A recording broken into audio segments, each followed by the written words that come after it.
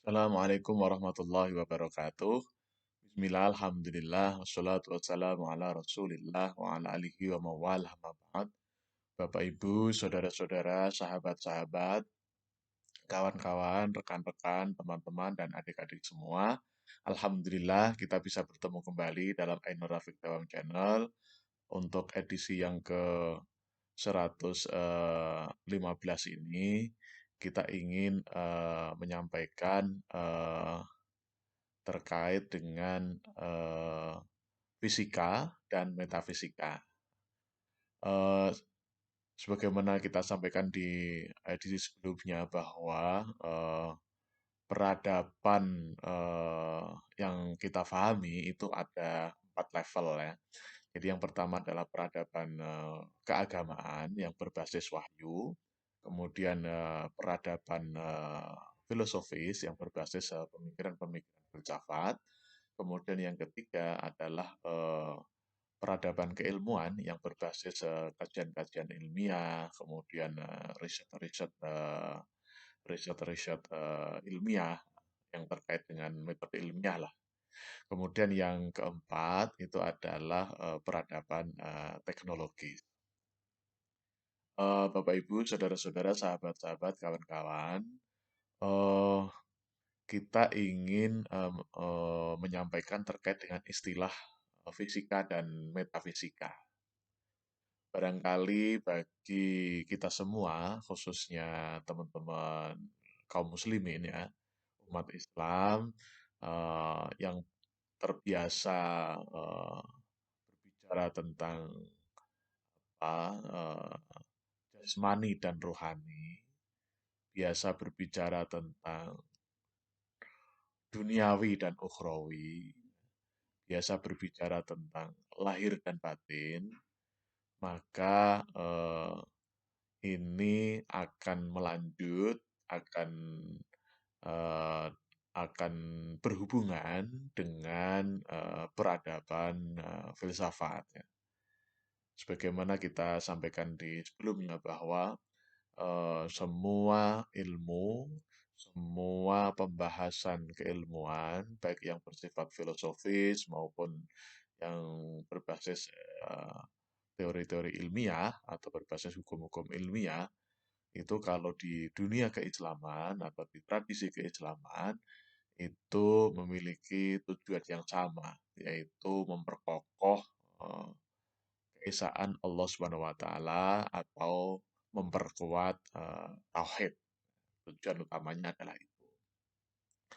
Nah, di sini eh, patut berbangga kita sebagai umat Islam ternyata dari berbagai penemuan-penemuan ilmiah yang mulai memasuki dunia-dunia yang sangat-sangat kecil atau istilah kita adalah fisika partikel itu sudah mulai menyentuh hal-hal yang bersifat metafisik. Makanya di sini dalam dunia filsafat itu adalah istilah metafisika. Metafisika. Nah, metafisika memang oleh kaum filosofis, oleh para filosof itu dipahami apa yang ada di balik benda itu, apa yang ada di balik benda itu. Namun bagi para ilmuwan itu tidak merasa puas dengan adanya pemahaman apa di balik itu. Karena kalau apa di balik itu sangat-sangat subjektif ya. Karena memang filsafat itu adalah peradaban-peradaban yang eh, apa juga juga menerima hal-hal yang bersifat subjektif karena dia sangat radikal, sistematis, kemudian juga subjektif. Ya. Makanya banyak sekali filsafat, aliran-aliran filsafat itu banyak sekali karena salah satu model pemikirannya, salah satu model penyampaiannya itu bersifat subjektif. Nah, kita kembali ke masalah filosofis bahwa antara fisika dan metafisika kalau kita memahaminya dari 4 level peradaban itu, kita akan bertemu. Dan sebenarnya forum ini memang berupaya untuk merelasikan atau menghubungkan apa dalam istilahnya adalah sanad yang mutasil atau ittisolus sanad yang tidak terputus antara peradaban keagamaan, peradaban filosofis, kemudian peradaban keilmuan dan peradaban teknologis. Kita memang pengennya itu saling terhubung dan terkait, kemudian tidak dipisah-pisah. Nah, dalam dunia filsafat, kita kenal istilah metafisika. Kemarin kita sampaikan yang terkait dengan metafisika itu kan apa yang ada di balik fisika itu. Misalnya, buku misalnya. Buku itu kalau kita lihat dari fisiknya, itu ya benda dari kertas yang biasanya berbentuk persegi, kemudian ada beberapa lembar yang bisa yang bisa ditulisi untuk buku yang masih putih, katakanlah begitu. Kemudian juga di dalamnya ada juga yang di dalamnya ada teks-teks yang bisa dibaca, baik tentang tentang cerita fiksi atau tentang ilmu-ilmu apa ilmu-ilmu yang ilmiah atau ilmu-ilmu yang bersifat akademik ya. Itu buku. Nah, kemudian ketika kita bicara tentang metafisika, metafisika dari buku itu apa? Nah, itu adalah apa yang ada di balik buku itu sendiri. Nah, buku itu sebagai petunjuk, buku itu sebagai sumber ilmu, buku itu sebagai sumber keuangan karena bisa dijual dan sebagainya dan sebagainya. Nah, itulah metafisika yang seperti itu. Tapi ketika kita berbicara relasi antara peradaban filosofis dengan peradaban keilmuan, maka fisika dan metafisika ini bagi para ilmuwan itu biasanya tidak puas kalau hanya dikatakan apa yang ada di balik buku itu. Tetapi harus dilihat secara mendalam, harus dilihat secara terus-menerus. Kalau dalam istilah kita itu diteliti secara mikroskopis ya, secara mikroskopis maksudnya diteliti secara mendetail, kemudian jadi sebenarnya inti dari buku itu apa? Ya, ya benda itu ya, benda buku buku itu benda itu intinya apa? Makanya muncul istilah atom ya. Kemudian ada istilah atom ya. Nah, atom di situ ada proton, ada neutron, ada elektron. Itu satu atom isinya tiga itu ternyata oleh para ilmuwan fisika fisika apa ilmuwan fisika itu seperti itu atau fisikawan-fisikawan itu menemukan ternyata buku itu intinya adalah atom itu. Nah, terus diteliti terus semakin mendalam, ternyata di dalam atom itu juga ada inti atom istilahnya, ada inti atom. Nah, semakin mendalam. Nah, ketika semakin mendalam ini kemudian para fisikawan menemukan yang istilahnya adalah fisika kuantum itu. Nah, fisika kuantum inilah yang kemudian oleh beberapa pihak, oleh beberapa ilmuwan, oleh beberapa mahasiswa itu difahami sebagai hal-hal yang bersifat metafisika. Nah, ini hubungan antara fisika kuantum, kalau yang lain kan istilahnya fisika apa ya, fisika klasik lah. Nah, jadi kalau terkait dengan benda-benda itu semuanya itu dikatakan sebagai fisika klasik, ini adalah fisika kuantum. Nah, fisika kuantum inilah yang bagi sebagian ilmuwan, khususnya adalah ilmuwan-ilmuwan yang taat beragama, yang taat keislamannya, itu biasanya langsung mengkaitkan dengan masalah-masalah keagamaan, masalah-masalah keagamaan atau masalah-masalah filosofis. Nah, jadi misalnya kayak fisika kuantum tadi, memang fisika kuantum ketika sudah masuk pada fisika kuantum itu hukum-hukumnya berbeda dengan hukum-hukum fisika klasik. Nah, karena di situ sudah mulai sulit membedakan antara partikel dan gelombang, kemudian gelombang dan partikel. Nah, itu sudah sulit membedakan.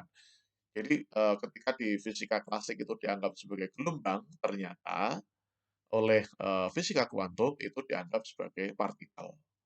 Karena, semakin, mendalam, semakin canggih, peralatan yang digunakan untuk melakukan, eksperimen, eee, kemudian laboratoriumnya itu semakin canggih, semakin besar, dan semakin melihat semakin kecil, maka, eee, apa, gerakan-gerakan partikel yang awalnya bisa kita lihat melalui mata, kemudian bisa kita lihat melalui mikroskop, kemudian, lebih lanjut lagi memakai mikroskop elektron, itu semakin kecil dan semakin kecil dan semakin kecil, dan itu kemudian, memunculkan, fisika kuantum tadi atau fisika partikel ya.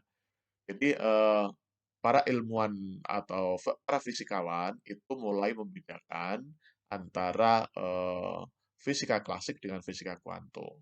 Nah, bagi, fisikawan yang taat beragama, biasanya itu kemudian mengkaitkan ini dengan hal-hal yang bersifat, rohani. Kalau fisika tadi bersifat jasmani, kemudian, fisika kuantum itu bersifat rohani. Nah, oleh karena itu, dalam, edisi ini, dalam topik ini memang kita berbicara tentang metafisika. Metafisika itu apa yang ada di balik, fisik itu. Karena ketika kita melihat, dengan peralatan yang sangat-sangat canggih, kemudian, kita melihat, inti dari atomnya, maka, perilaku-perilaku partikel itu berbeda dengan ketika kita melihat dengan mata telanjang ini. Hingga, muncul istilah, neutrino, muncul istilah, spin ya, muncul istilah Wang, nah, muncul istilah, apa istilahnya, Higgs boson dan sebagainya dan sebagainya. Karena, sudah mulai masuk di, fisika, kuantum.